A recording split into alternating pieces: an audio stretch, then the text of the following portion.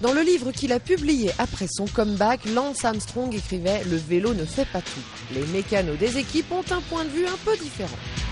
C'est le Tour de France, il y a 3 mécaniciens.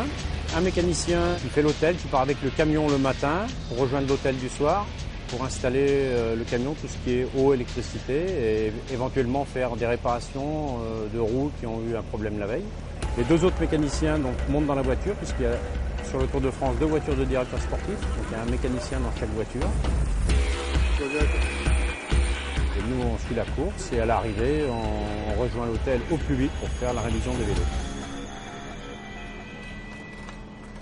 Donc là c'est le camion atelier AG2R La Mondiale. Donc nos 2 établis avec les caisses à outils. Et en remontant après, on a l'établi là avec les plateaux de rechange.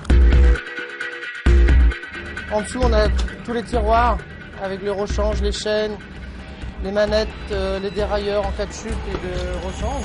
Ici les guidolines.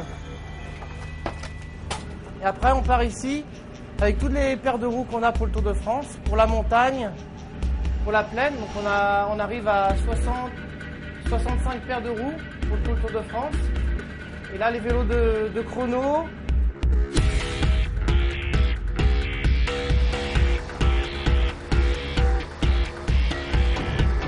Donc maintenant on arrive à un vélo, le cadre tout en carbone, tige de selle, comme ça, les manivelles pareil en carbone, les manettes en carbone aussi.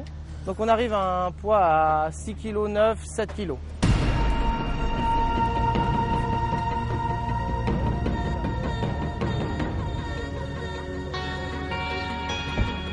ça c'est pour les étapes de plaine, avec un boyau.